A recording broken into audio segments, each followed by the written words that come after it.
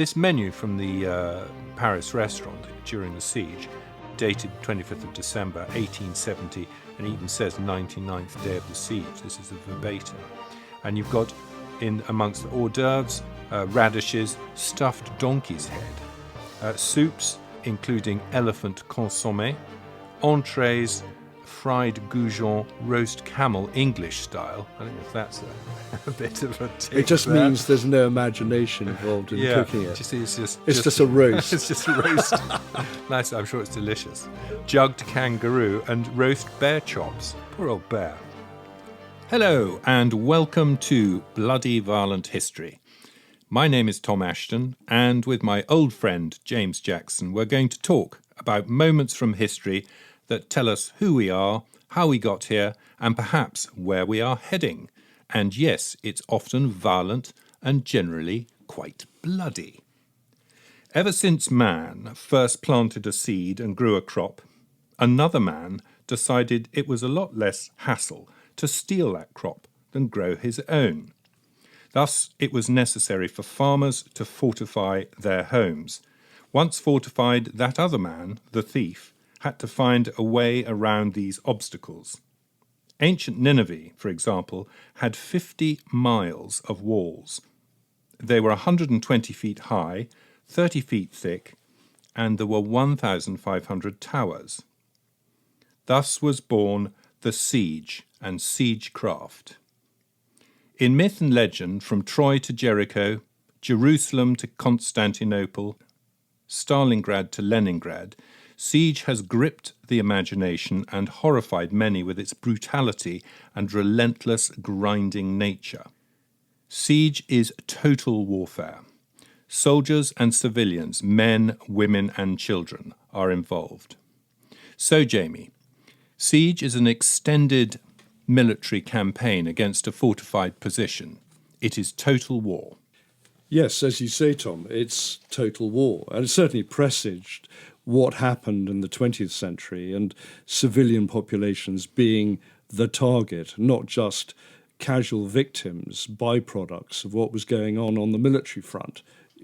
Often you see that the besiegers, what they're going for is terror, starvation, bombardment, and ultimately a breach of the walls. It's always the poor civilians who get it in the neck. And in order to stand up against that siege, what you really need is control, discipline, and unity, not just among the military, but also among the political classes and among the civilian population. And so often you see sieges come to an end, the city or the fort falling because of disunity, because of lack of discipline. If you look at AD 70, which we're going to get onto, the siege of Jerusalem, there was terrible disagreement and infighting among the zealots and the Jewish resistance to the Romans. Later on, in the siege of Paris, there was terrible disunity, first among the political classes, then among the Commune, the radicals who took over. Unless you have unity, you're always going to have a problem. In the siege of Leningrad, the communists, in a way, because they had the fearsome NKVD, they could impose that discipline. They could execute people, summarily execute people, and introduce discipline. And it's no coincidence that just before the siege started, all private radios were confiscated from the population of 3 million in Leningrad. The private telephone lines were cut because the communist authorities, Stalin, of course, did not want anyone thinking outside the box, anyone spreading disinformation or going against the political ethos at the time. During the siege of Paris, meanwhile, there were sort of well over 40 scurrilous pamphlets and newspapers preaching various radical ideas. So there was no sort of unity within Paris. And so that's what you get. That's what siege is about. During these bloody, grinding times, you've got to have unity. You've got to have unity of purpose. It's the emergence of modern war, the breaking of the will, really, isn't it? Yes, it is. And you can see how that develops over time. By the 1940s and area bombing, it gathered a military philosophy around it, this idea of breaking the will of the civilians. And the civilians were very much the target. They were very much the will of the Germans that had to be broken. That's really an extension of earlier sieges. Okay, good. Well, we're going to talk about one or two sieges. Before that, I've got a little confession to make. I've used this opportunity to get back to one of my favourite volumes of reference, the Encyclopaedia Britannica, 1910, 11th edition. Which has a vast amount on fortifications and siege up to and including 1910, so obviously not the First World War. And guess who it was written by? Lieutenant Colonel L. Jackson. Is that a relation? I don't know. Reading it, it's almost unintelligible, so probably it is. Oh, yes, that's me. Anyway, so I haven't been totally idle, and I'm absolutely brimming with information on siege and fortification, as you can imagine.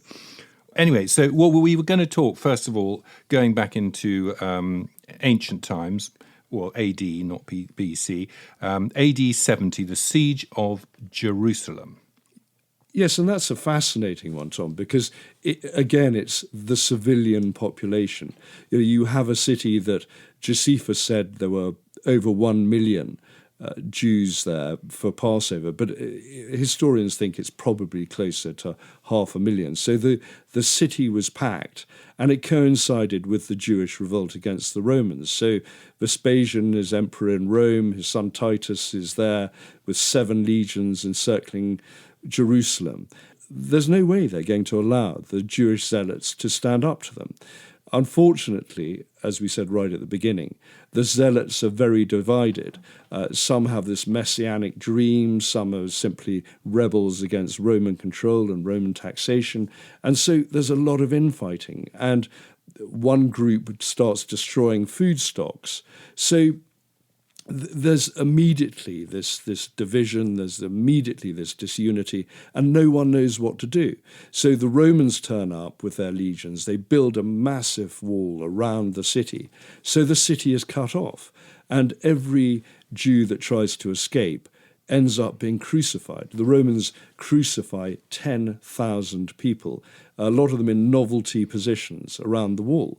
And again, it is this terror, the terror tactics that run like a thread through history. And whether it's the crucifixion of the Jews around Jerusalem, or later on in the 21st century, the bombing of Aleppo with barrel bombs, and the killing of children and women, and the destruction of civilians by Russian and Syrian helicopters, or the snipers that were used in Sarajevo to kill civilians, you can see that the civilians are really the target, and breaking their will is all important. And not only did the Romans crucify people on the walls, that their Arab cohorts went and slit any Jew open that wasn't crucified, looking for valuables, because they knew that Jews getting out were swallowing their valuables and trying to get out. And so it was pretty grim. I mean, for 5 months, the people starved. Apparently, they were eating their children. It was horrifying. And it just gives a flavour of how even those ancient sieges were dramatic and terrifying. So even though we had a good laugh at the People's Front of Judea and the Judean People's Front in the Monty Python Life of Brian, it's actually based on some truth. Yes, it is. And projecting forward to 1870-71 and the Siege of Paris, with the Jacobins and the Socialists and the Internationals and the Reds and the Liberals all fighting amongst each other while the siege goes on around them. Yeah, they probably hated each other more than the people who were attacking. And that is one of the problems. That is absolutely one of the problems. If you don't have a unified command and unified political structure and a population that are willing to support you, then you're in trouble. And eventually, when the Romans breached the walls of Jerusalem near the Jaffa Gate initially, and then attacked the temple, there was complete carnage. I mean, they talk about rivers of blood. They talk about just people piled high in the narrow alleyways and up on Temple Mount. And it's very reminiscent of what happened later on in 1099 when the Crusaders took Jerusalem. But this time they weren't killing the Jews, they were killing the Muslims. And again, there was a last stand on Temple Mount and everyone was butchered there. So Jerusalem has a very bloody history. AD 70 is a key moment in that. Okay, well, we'll jump on a few centuries to 1453 and Constantinople. And that marked really the end of the Middle Ages, the end of innocence, and certainly the end of the Roman Empire as it was, and Byzantium. And it was when the Sultan Mehmet II, Mehmet the Conqueror, which is probably one of the shorter titles of any Ottoman Sultan, given the ones that came later, he attacked Constantinople. He had about 80,000 men, 10,000 Janissary shock troops, and standing against him was a very pitiful force of 7,000 to 8,000 Christians. 2,000 of those were mercenaries, foreign mercenaries, and they were trying to guard walls 20 kilometers long. So they didn't really have a chance. There was a Turkish fleet of about 110 ships. The Genoese and Venetians who were pottering around Constantinople had about 25. So they were completely outclassed and outnumbered. The Ottomans brought over 700 siege cannon. One of those siege cannons was 27 foot long, fired basilisk balls. One of the problems with these large siege guns, they took so long to reload that the defenders could rebuild the walls and patch them up in between the bombardment. This was very early days of bombardment of city walls, but it just showed what could be achieved. Eventually, on the 29th of May, the Sultan's forces broke through, and he had sent emissaries to negotiate, just as actually the Romans had tried to negotiate with the Zealots and had sent Josephus, that Jewish turncoat, to negotiate with the Jewish zealots, and he was hit by an arrow. So that didn't turn out well. Mehmet's forces eventually got into Constantinople after a month and a half, and the slaughter began. It was a free-for-all. The fact that it's entered the annals of history in terms of the butchery, it just shows how much blood was spilt. And again, as we've seen with all the other sieges, it was the civilians who suffered. The civilian population took shelter in the churches, certainly in the Santa Sofia. When the Turks went in, there was mass rape of both sexes. The elderly, the infirm, the sick were slaughtered. 30,000 boys and teenage men were taken away in chains as slaves. And the entire city was gutted. And Mehmet apparently shed tears when he saw the devastation, but he might have known what was going to happen. But that completely marked a change in the politics of that part of the world and really saw the start of the expansion of the Ottoman Empire, and one that led later on to Suleiman the Magnificent and, of course, his expansion and the Great Siege of Malta of 1565. Great. Well, maybe we should have a little intermezzo before we get on to our next siege. And I could just give you a few little bite-sized factoids from the Encyclopaedia Britannica. So with fortification, there are two elements to fortifying a place. One is protection, and the other one is to create obstacles. And with obstacles, you have direct obstacles like walls and ramparts and so on, and then indirect ones like distance, height, and concealment. These two elements go together. There are two branches of fortification. You have permanent ones like walls, and you have ones that you might build in the field. I mean, for instance, the trenches in the First World War were meant to be field obstacles, but obviously they turned into rather permanent obstacles after a while. In ancient times, once they designed a way of fortifying a town, they had these different fortifications, and the Romans ended up being the people who were absolutely brilliant, as we've just seen in the Siege of Jerusalem, at coming up with ideas of how to defeat it. And legionnaires were excellent engineers. They were very practical, all-round people, not just soldiers, not just like medieval knights in the Dark Ages who really just wanted to swing a sword and weren't interested in anything else. The Romans came up with all sorts of brilliant ideas, and basically they could besiege and defeat any fortified position. Yes, it was an arms race, Tom. The people were always trying to come up with ideas.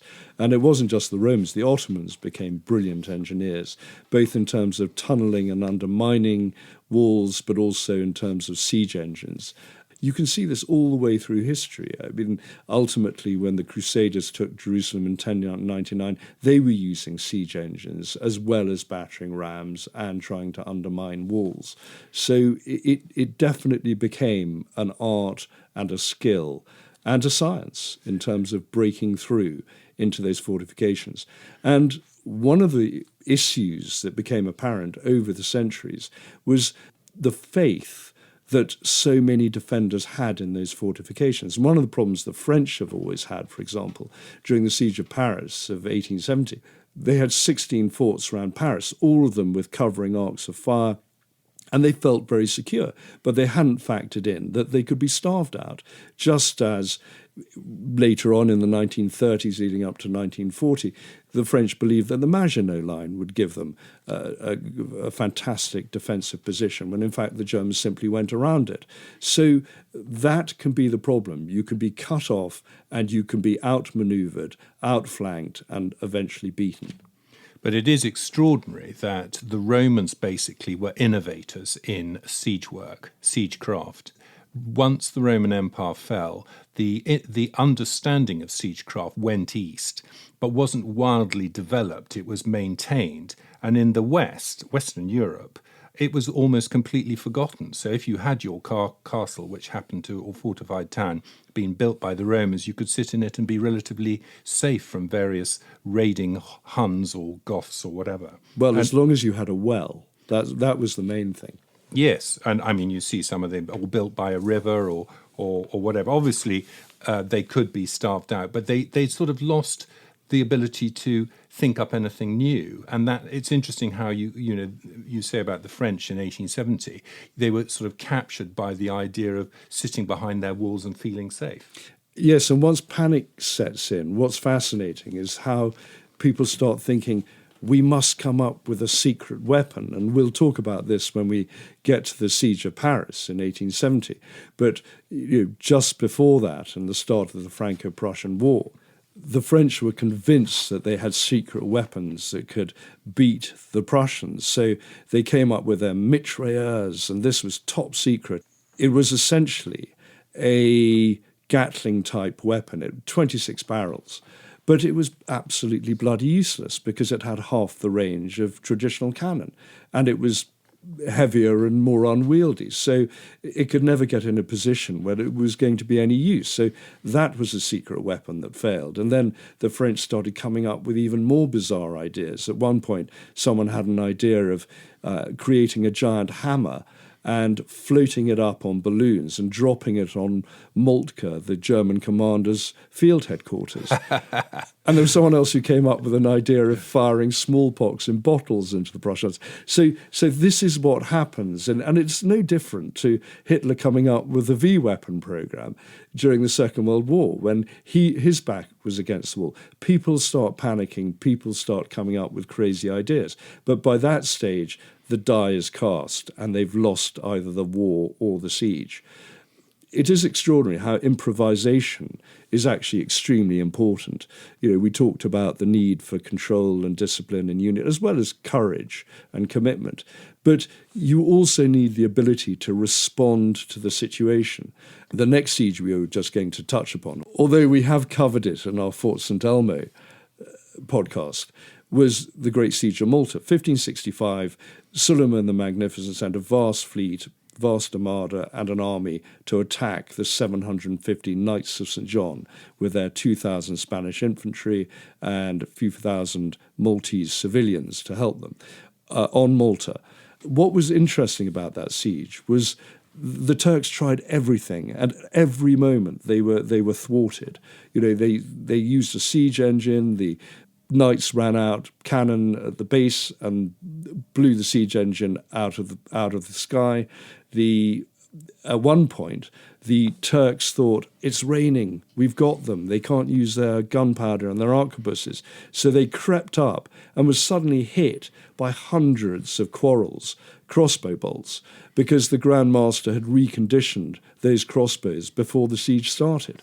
So you can see all these aspects of trying to counter at that particular moment in time. Another occasion, the Turks got through a breach and found that during the night, the knights had built a second wall behind and were suddenly hit with wildfire pots, with arquebus fire, with crossbow fire, with barrels of gunpowder, with anything that came to hand to the knights. And on that occasion were thwarted. So it's this constant skirmish, battle, response, attack that goes on. It's almost like a very violent dance, and you can see it in every siege that occurs. After 1815 and the Battle of Waterloo, there was a period of peace, particularly for Britain, when we did quite nicely.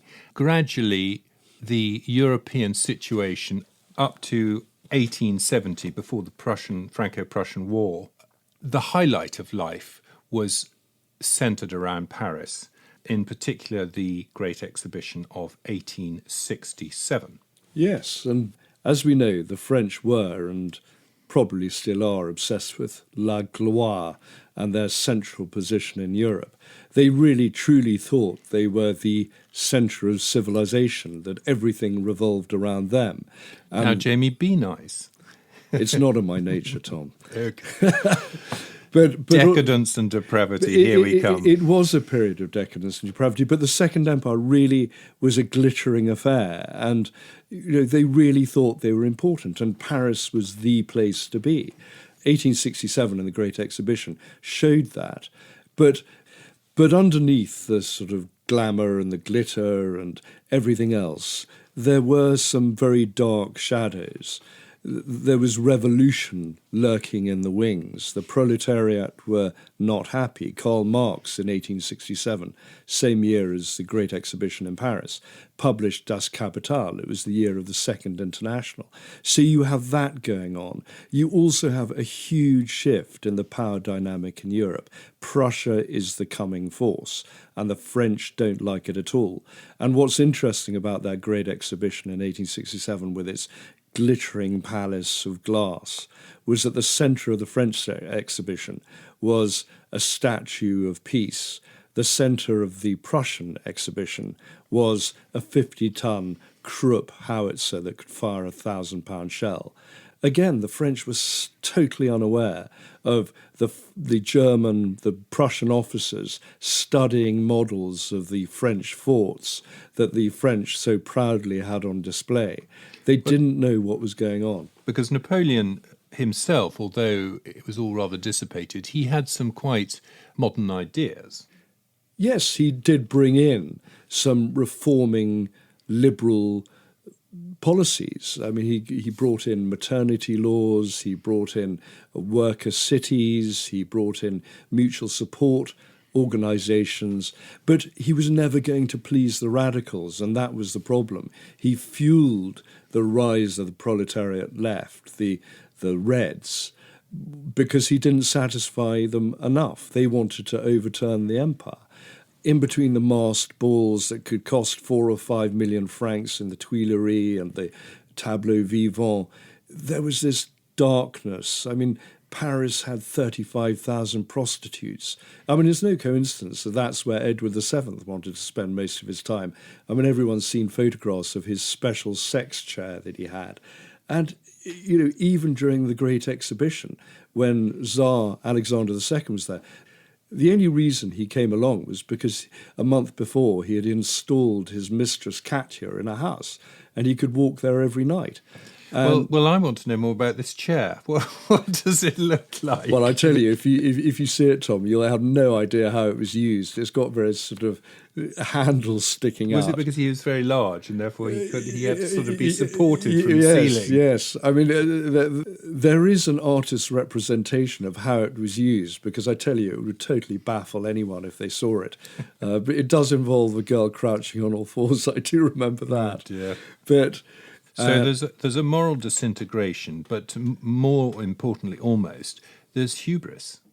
There is hubris because no one can see what is going on. So certainly not the French elite. They're not interested in what's going on. It's interesting that the last masked ball at the Tuileries, Empress Eugénie, the wife of Louis Napoleon, went dressed as Marie Antoinette. I mean, talk about... Yeah, bad choice. It was seriously a bad choice. And syphilis was rampant at the time. I mean, everyone died from it. I mean, Manet, de Maupassant, Baudelaire, I mean, they were all dying from it. And Renoir said that he couldn't have been a genius because he never caught it. And that's the sort of situation that you find in Paris at that stage. And so it was a mark of achievement. Well, it was certainly a mark of a genius. But eventually the French overreached. They didn't like this upstart Prussian regime. They hadn't noticed that the Prussians had walloped the Austrians. They picked a quarrel with the Prussians over who was going to be the next king of Spain. And eventually, in 1870, they declared war. And it was the worst mistake they ever made. Again, they were convinced in their military superiority. I mean, during the Great Exhibition, they had a parade of 30,000 French troops. There were actually supposed to be 60,000, but the French couldn't get their act together. They were there with their gaudy uniforms and their plumes. And, of course, they were coming up against the Prussians in grey uniforms who had militarism on their mind. The French weren't aware that the Prussians could have 1.2 million men under arms, that they had a fantastic railway system to support their military ventures. And they took on the wrong opponent. And in fact, the French army didn't have any maps of France. It simply had maps of Prussia, because that's who they were invading. Of course, they went... That's where they thought they'd be doing their fighting. Yes, and they got it completely wrong. And very quickly, when Louis Napoleon headed out with his army, very quickly he had to surrender at Sedan. He was very ill by this stage. He had a huge bladder stone the size of a pigeon's egg. Apparently he had to rouge his face so that his men didn't see how ill he was. So he surrendered. 250,000 men went into captivity. A couple of months later, another 180,000 men surrendered at Metz. And the Prussians could then encircle Paris in mid-July. And that's what they did. Why were the Prussians so good at their military matters? What had inspired them to suddenly get their act together? Or had they always been good? Oh, Bismarck had thought of it. Oh, they were always extremely good. I mean, you're going back to the days of Frederick the Great. A great man, and and his cavalry. And his cavalry. Siedelitz. And his cavalry blitzkriegs. And the Prussians had this proud military tradition. They wanted to be bigger than they were. They wanted a unified Germany. Bismarck certainly did. And he saw the Franco-Prussian War, which he basically engineered. He wanted that to be the catalyst for a united Germany, which it became. Because in the middle of the siege in January 1871, at Versailles, where the Prussians had their HQ, that's where the Kaiser announced the unification of Germany. So it was on the back of the siege of Paris and the Franco-Prussian War. So the Germans close in, the French mount a few desultory operations on the plain of Châtillon, south of Paris. They're beaten there, and there were images of these red pantalooned French soldiers heading back into Paris. They mounted another operation at That's where you get the expression for partridge, where you have grey and red partridge. And they're red legs. So the partridge with the red legs is the French partridge. Yes, and you can imagine the drop in morale. I mean, here were the French who had cheered. Certainly, the proletariat believed they were going to wallop the Prussians, and it all turned sour very quickly. And there was another action at Le Bourget, the village of Le Bourget, 4 miles northeast of Paris. they were hammered there. And the Prussians were using quite inventive tactics, skirmish groups with bayonets, that sort of thing. Okay, so the actual siege of Paris, 4.5 months, 130 days. What happened? Well, the French did try and sort it out. They had what they called their grand sortie, which turned yet again into a total rout. This was in late November 1870. They didn't appreciate quite how weak the Germans were at that stage. I mean, the Germans initially only had 122,000 people around Paris and 20,000 odd cavalry. The French had managed to raise a force of about 400,000 National Guard, but they were all drunk. They were ill-trained, ill-equipped. There was this clash between the bourgeoisie and the proletariat. We've talked about these schisms before, these terrible rivalries. The proletariat National Guard were often drunk. They elected their own officers, so if they didn't like something, they just got rid of them. And this was the problem. Well, bearing in mind that this talk is about siege, Paris had a wall around it, didn't it? But obviously it's a big city, it's not a fort. So how does that work in terms of siege and siegecraft? Well, it had 40 to 50 miles of encircling walls, but it just meant that the Parisians were trapped, and the Paris authorities had factored in 1.5 million inhabitants. In fact, there were 2 million by that stage. And although they started with cows and sheep on the Bois de Boulogne and everything else, they were eaten very quickly. Initially, people were bored with the siege. It became a sort of middle-class or wealthier class thing to take carriage drives to view the forts. They actually believed the forts would save them, but they didn't appreciate they were trapped. And that is so often the way, as we've said before, with siege. Well, there's a difference, isn't there, then, between laying siege to a castle, which is perhaps filled with a relatively small number of men who are probably all under arms, and a fortified town or city where you've got a huge population that has to be looked after and fed. It's a serious problem. Paranoia started to spread. Everyone started seeing Prussian spies. I mean, there were examples of people being caught and bound and thrown in the Seine and stoned in the river and drowned. It happened all the time. Even Renoir, who was just painting a picture at one stage, was arrested and was thought to be a Prussian spy because he was painting some of the features of Paris. As we mentioned before, there were all these radical newspapers, there were all these pamphlets, there were all these people infighting.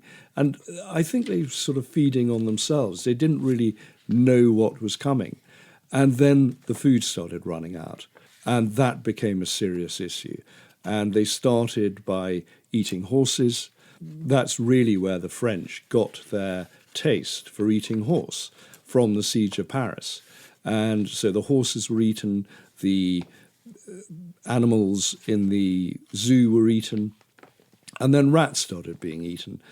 It's always been said that the price for brewery rats was far higher than the price for sewer rats, but you could certainly see citizens sitting around with fishing rods, with their lines down the manholes, trying to pick up rats, trying to catch rats. And yet extraordinary, unlike the siege of Leningrad, where millions died, nobody actually died. No, they didn't. And weirdly enough, some restaurants were still offering quite good food right up to the end, if you had the money. But well, I have my grandfather's Art of French Cooking cookbook here.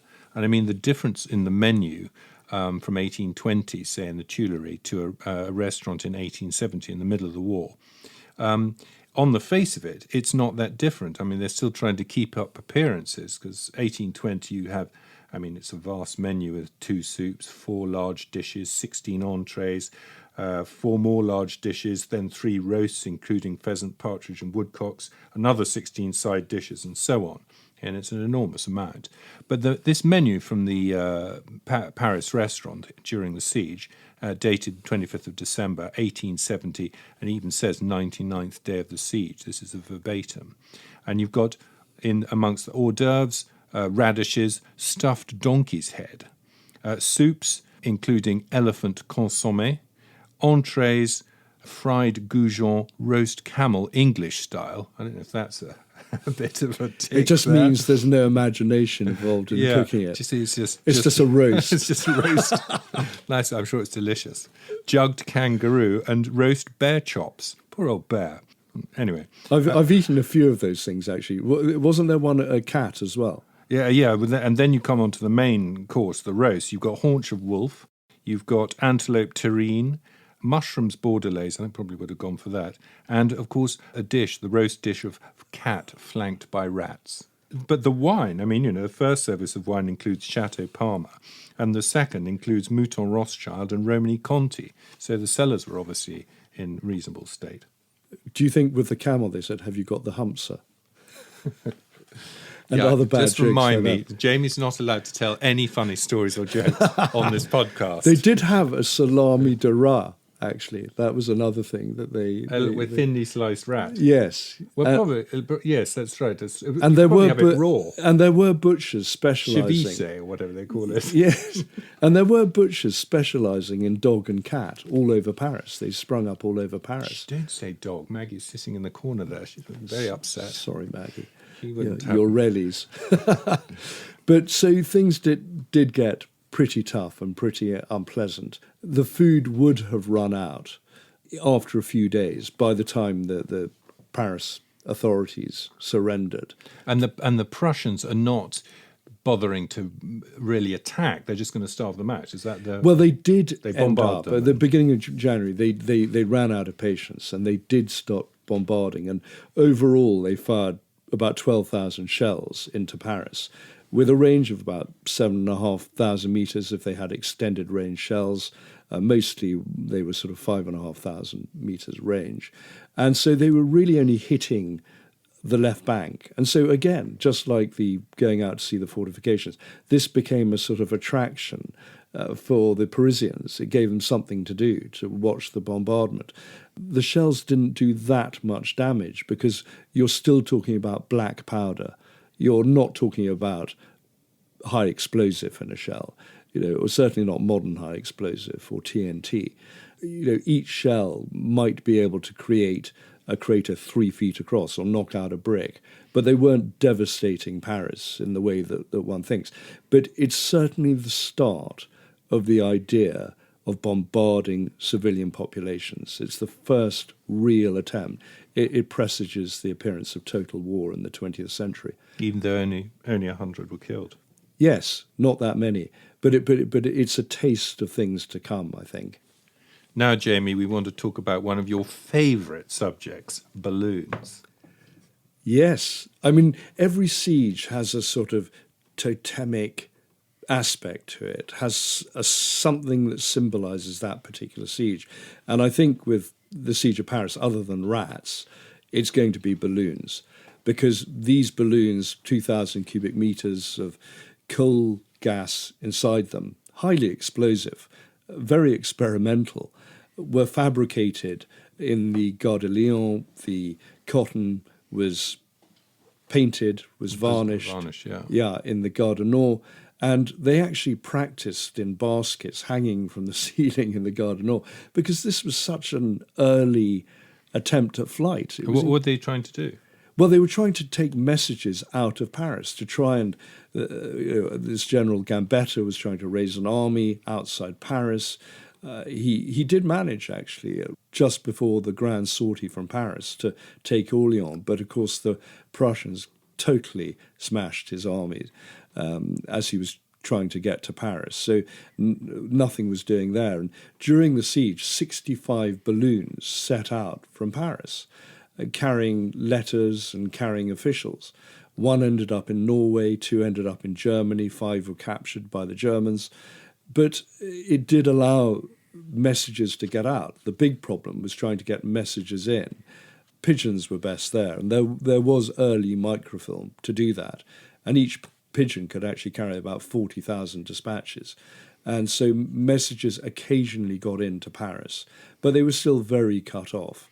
But Paris was still the seat of government then, was it? They were trying to raise forces outside Paris, and they were stuck inside. They were, and even Garibaldi came over from Italy to try and cause a bit of disturbance in the south, but it just died out. Nothing could actually deal with the Prussian menace, with the Prussian efficiency and the size of the Prussian army by that stage. So in the end, there was a surrender. The proletariat in Paris, the National Guard who we talked about, who so many of them were drunk, did not like this at all. And again, you project forward to the First World War, and you can see the message that Hitler was trying to get across was Germany wasn't defeated on the battlefield, it was the politicians that betrayed us. Well, you go back to the Siege of Paris, and exactly the same message was being pushed by the radicals, by the left, who said, we have been betrayed.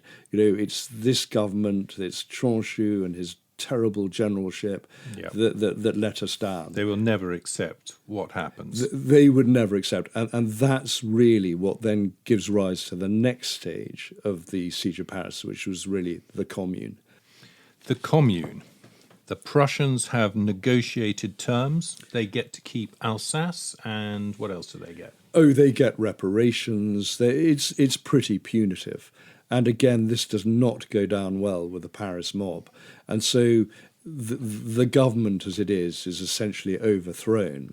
At the Hôtel de Ville, people throw out names on messages and the mob cheer, and so that person is elected in. So what's happened to Napoleon? He's abdicated. Oh, no. He was captured in Sedan. Yeah, but he's still... Yes, the empire has gone. It's now a republic. Right. And now it's then the next stage of the republic, it's the Commune. The only key policy that the Commune seems to have come up with during the time that it was actually there was an ending to night baking.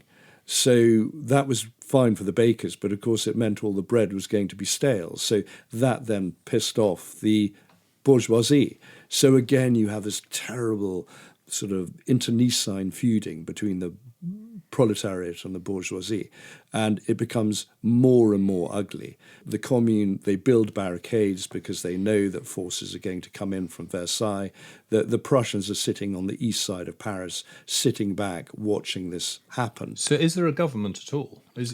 No, it's the Commune. They are the government. They are the government. And of course, they're all sitting there going, oh, I refer you to paragraph 5, subsection 3, clause 25, comrades.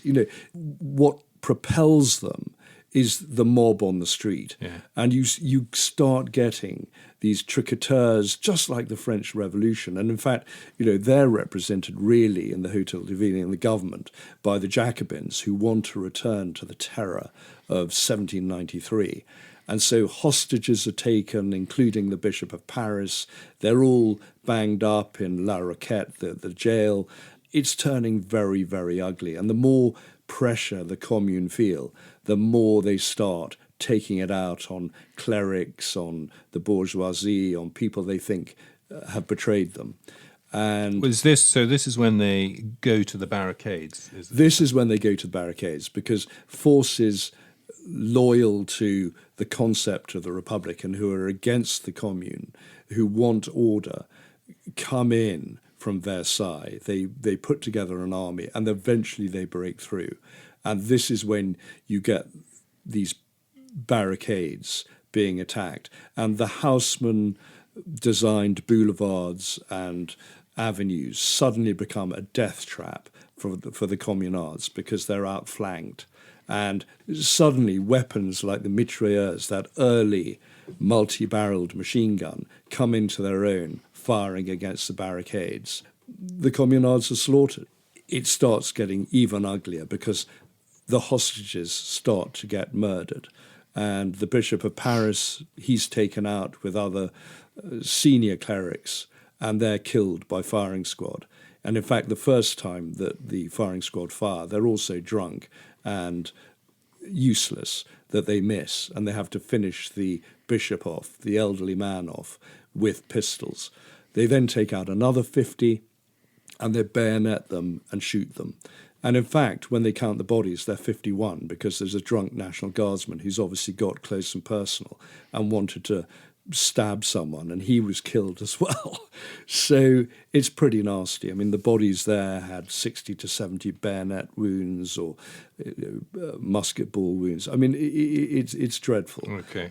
And the city itself is on fire. Yes, and then you get petroleurs, these enraged women, a lot of them, going out and starting fires. And it's a miracle that Notre Dame was not set on fire, because they planned to do that. But the Tuileries is set on fire. The Louvre Museum is just saved before it burns down. But a lot of the key public buildings, I mean, Paris... Even the Hotel de Ville. Yes. I mean, Paris is afire. It's just totally in flames. And the statues are coming down? The statues are coming down. Popular activity of pulling down statues. Funny that, isn't it? Unthinking, useless people always want to pull down statues. And the great monument to Napoleon in the Place Vendôme, that's pulled down with great applause by everyone there. And it took quite a few days to bring it down. But Paris is in a really bad way. But finally, the army get in there. They take the barricades, and one or two of the leaders of the Commune put on their top hats, actually, and climb to the top of the barricades and are shot through the head. It's a pretty dramatic end. But then what happens is an absolute horror, because the invading army get their revenge, and they summarily execute. Yeah, just because to stop it at that moment, by now, the Prussians are just sitting back watching this happen. The French are sort of doing it to themselves. They've created their own kind of internecine war between two sides. Yes, it's terrible infighting. And so it's no longer actually even a siege, really. It's more a civil war, but it's a civil war that's over pretty quickly. And there's a slaughter in the cemetery. There's a terrible battle in the cemetery where people are being killed all over the place. That's where the communards put up a resistance. Eventually, when the last barricade is taken, there is mass summary execution. 25,000 men, women and children are killed. But the ghastliest sight in Père-Lachaise was in the southeastern corner, where close to the boundary wall there had been a natural hollow. The hollow was now filled up by dead.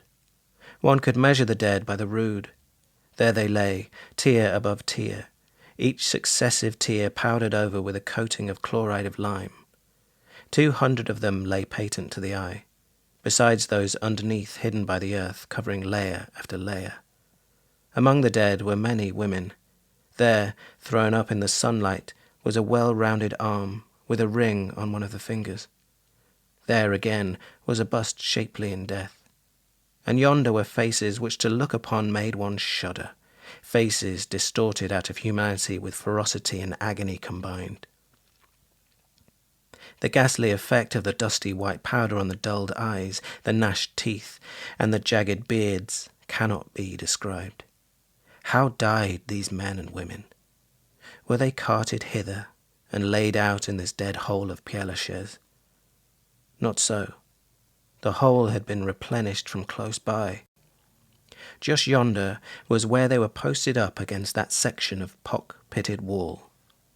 There was no difficulty in reading the open book, and were shot to death as they stood or crouched.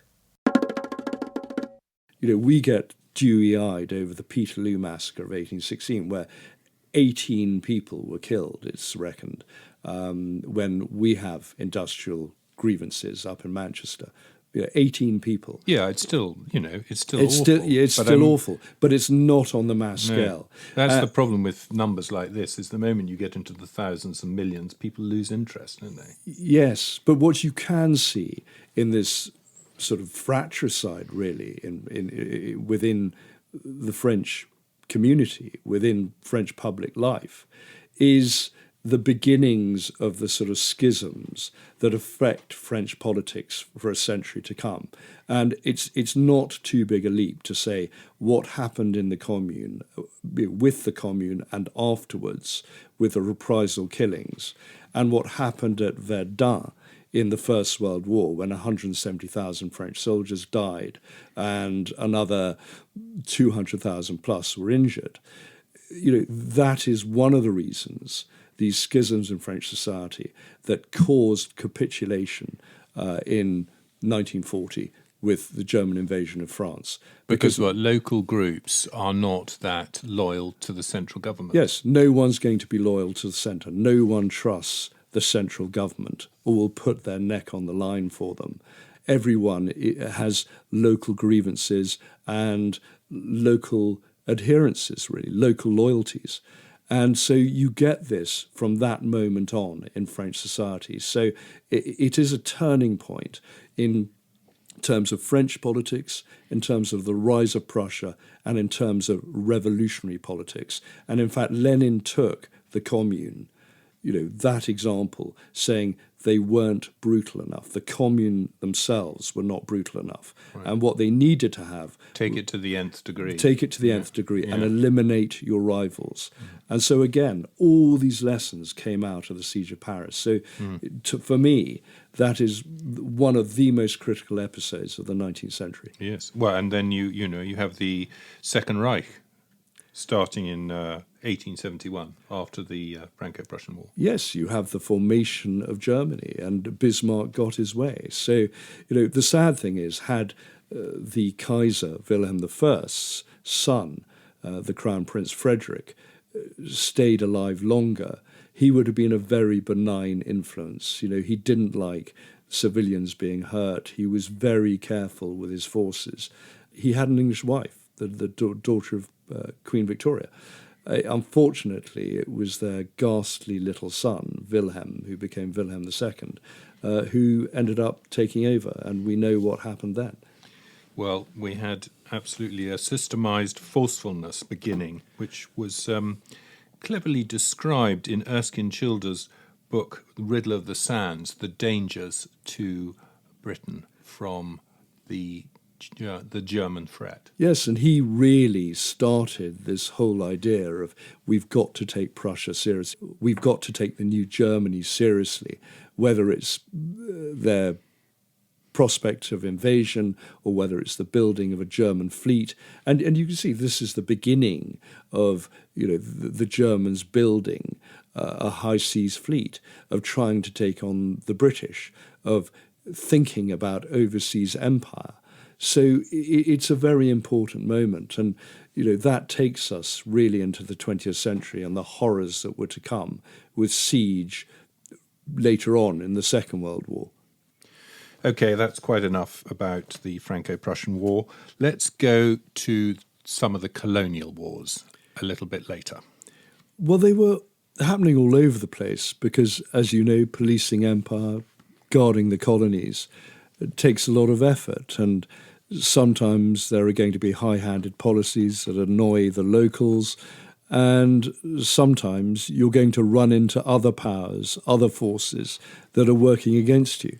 So if you take 1857 and the Siege of Lucknow and the Indian Mutiny, it coincided with the introduction of the Enfield rifle.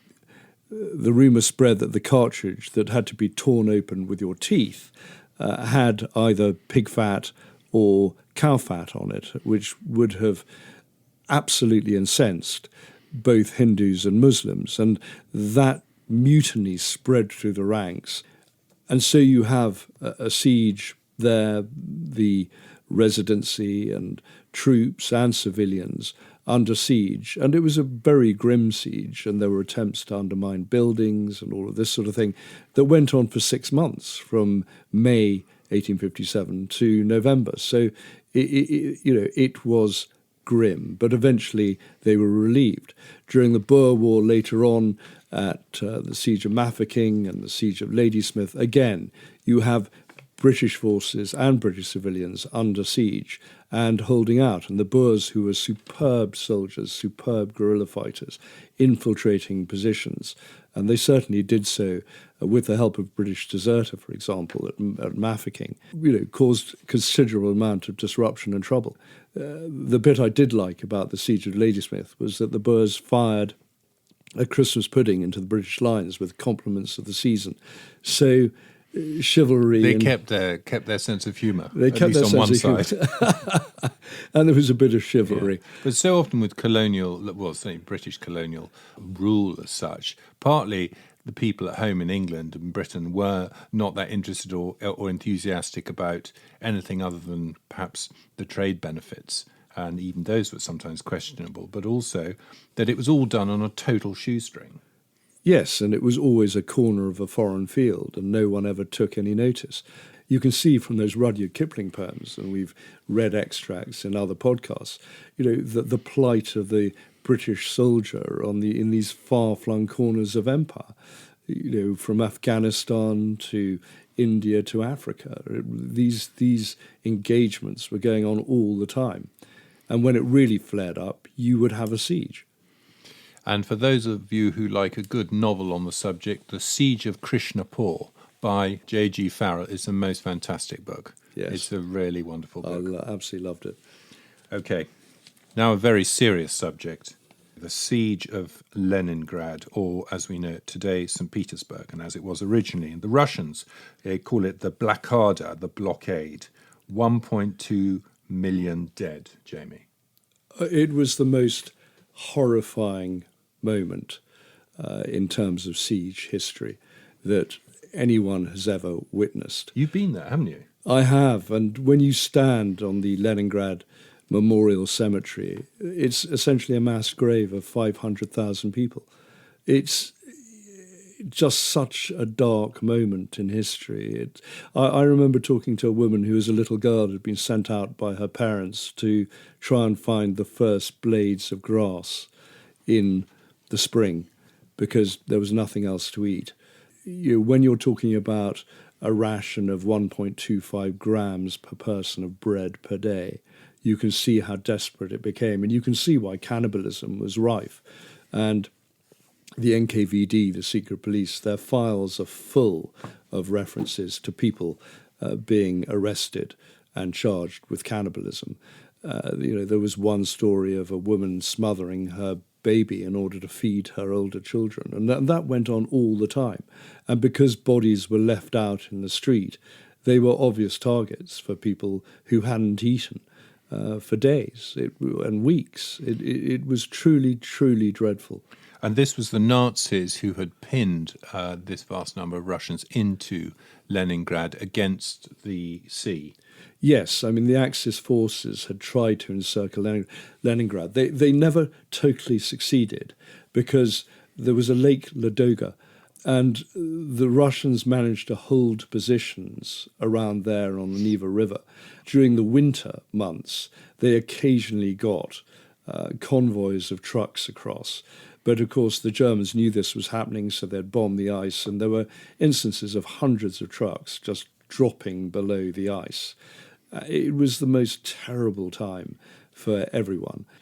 Again, we talked about balloons being the symbol of the Siege of Paris, really. That's what people remember.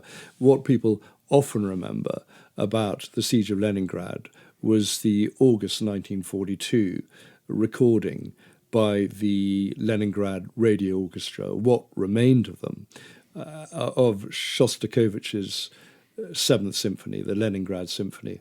And that was broadcast. That was broadcast on loudspeakers to the people at the front. As we said, it's about commitment and drive and unity and discipline and control. The advantage the Soviets had was that they had control at all moments. There was never going to be mass panic. There was never going to be a retreat anywhere. There was nowhere to go, and there was certainly not going to be surrender. Even today, youth groups go out at weekends to try and find dog tags of soldiers in the forests. They're still digging up bones. In fact, the bones just come to the surface. It was a total charnel house, the Siege of Leningrad.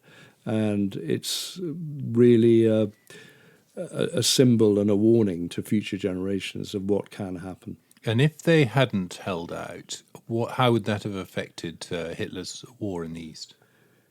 It's very difficult to say because the Germans expended so much effort and energy. And if you look at Stalingrad, for example, it's really Stalingrad that broke the Germans. The siege of Leningrad was really the most horrifying of all the sieges. 900-day siege almost, and as you said, 1.2 million plus casualties, both civilian and military. But Stalingrad, you saw 1 million deaths on both sides, and they were essentially military. And it was the end of Hitler's dream, the end of von Paulus and his Sixth Army that was surrounded and totally annihilated. By the time they surrendered on February the 2nd, 1943, you had 70,000 plus troops surrendering out of an army that had been hundreds of thousands strong. And of those, only 7,000 came back alive from the Soviet Gulag. And after that, as we've said in other podcasts, the Germans never advanced again. That was the beginning of their great retreat. So the Soviets' policy, brutal though it was well, for them, correct, and it broke the generals' trust in Hitler. That was the moment where they started to turn against him. Totally. And if you have someone like Stalin and his secret police chief Beria putting NKVD battalions behind the Soviet lines, ready to shoot anyone who retreats, those are the policies the Soviets took because they knew what was at stake and they knew they were not going to turn back. They knew that this was make or break.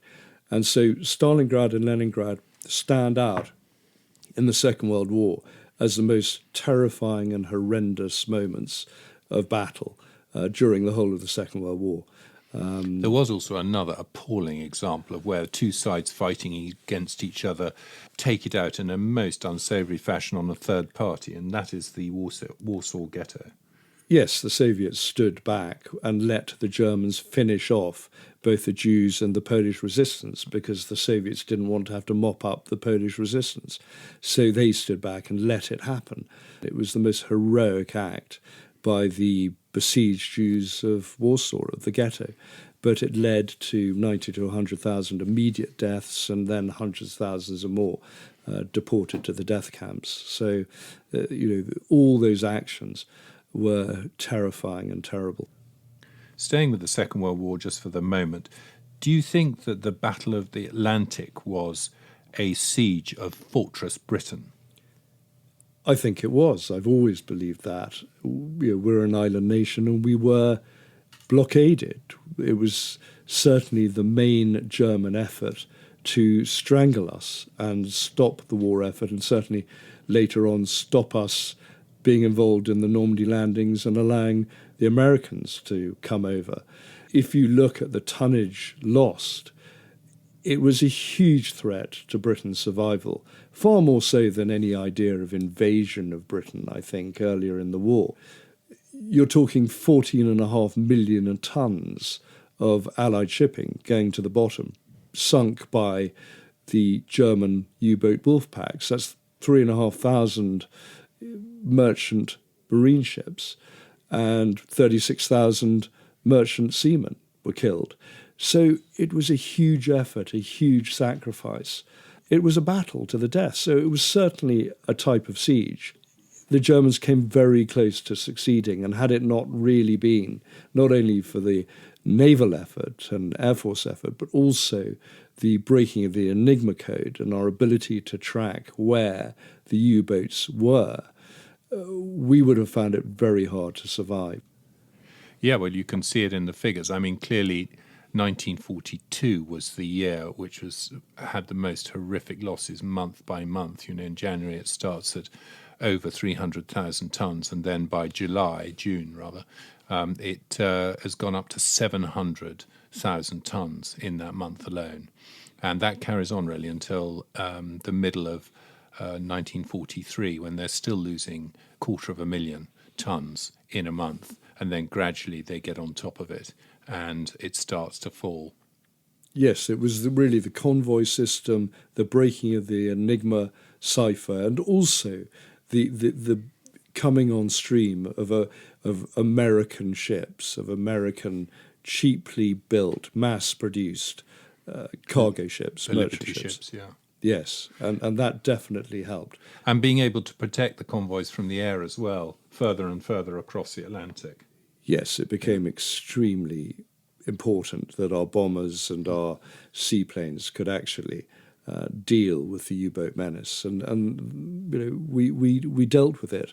But as Bomber Harris says, it was much more effective hitting the German U-boats in port and when they were being manufactured and transported than actually trying to hunt them in the middle of the Atlantic. So the Second World War ends, Jamie. Does that mean we no longer have to worry about sieges? No, it still goes on. It's still a modern curse, really, and you see it in civil wars, particularly in places like the former Yugoslavia and Syria. In Bosnia-Herzegovina, for example, in Sarajevo, you've got one of the longest sieges in history. It's always claimed that it is the longest siege in history. Thousands of people were killed. The Serbs indiscriminately shelled, were targeting civilians with snipers.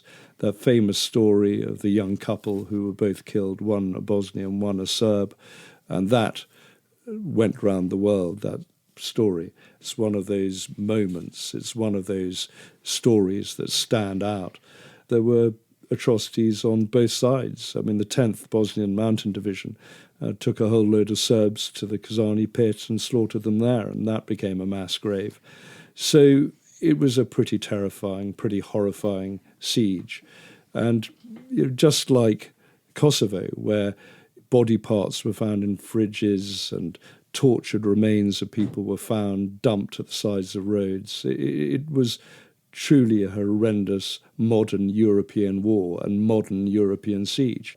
In Aleppo in the 21st century, you get another example of the horrors of civilians being encircled and bombed indiscriminately by opposing forces, this time the Syrians and the Russians. And we mentioned the barrel bombs. Thousands of civilians were killed during that siege, well over 10,000 people. And so many of them were children, so many of them were multi-trauma wounds, intestines hanging out, and all because the Russians and Syrians thought it was okay to drop explosives with bolts and screws and nails in, with high explosive, into civilian population centres, onto hospitals, into schools.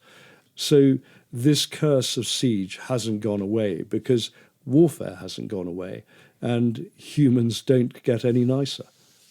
Yep, you're right. It's a grim business. Jamie, do we... well, I know we do. You love them. So we're going to have a PS.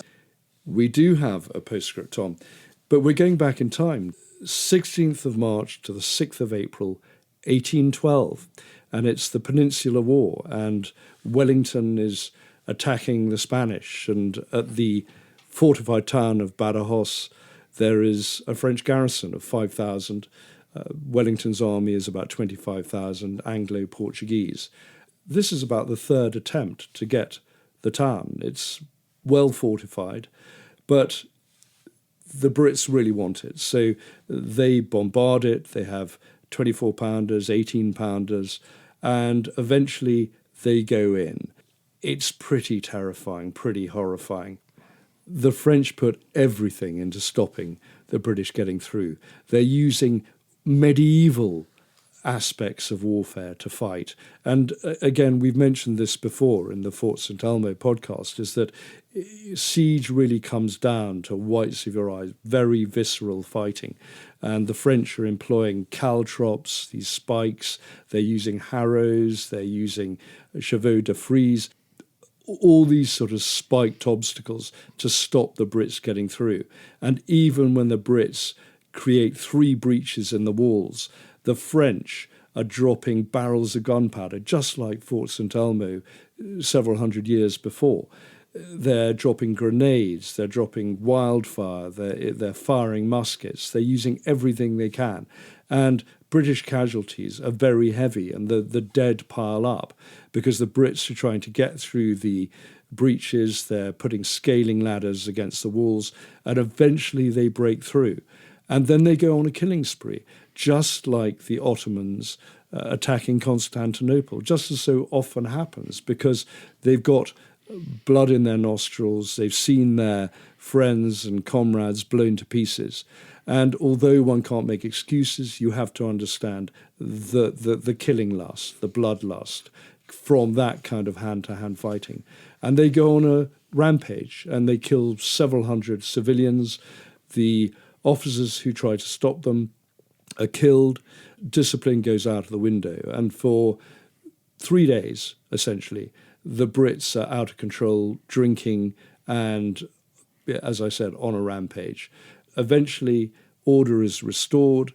Wellington, when he sees the British dead at the ramparts, he actually weeps. But it doesn't stop him hanging the ringleaders, those he considers the ringleaders. And once he's hanged them and discipline is restored, he can get on with his campaign. But a side story to all of this is that among the civilians is a woman and her 14-year-old sister. And she goes to the British officers, goes to the British lines to ask for their protection. Among the British officers is a major in the Rifles, the great skirmishers of the Waterloo era, the Wellington era.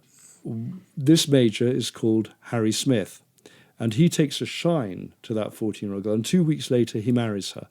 I think child protection might get involved today, but these were different times. And he married her, and his wife accompanied him on his campaigns from America to Waterloo, to India, to Africa.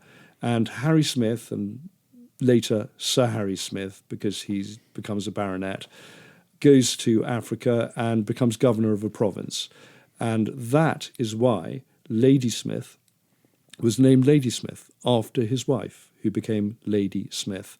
And so 90 years or so after this siege of Badajoz, there was the siege of Ladysmith. So as we've said right from the start of our podcasts, history is a fault line, and it's our task to track it. Nicely tied up, Jamie. Thanks, Tom. There you have it, folks. Total war. The first duty of a government is to protect its people, not just the strongest fortifications, but by making the correct and brave decisions, or else you'll end up eating rats, or a lot worse. So it goes. My name is Tom Ashton, and his name is James Jackson. I will put images relating to this podcast on our website, bloodyviolenthistory.com, and on our Instagram feed. Please subscribe to Bloody Violent History on your app, the one you use. It really helps others to hear about us if you leave us a review. Thank you and good luck.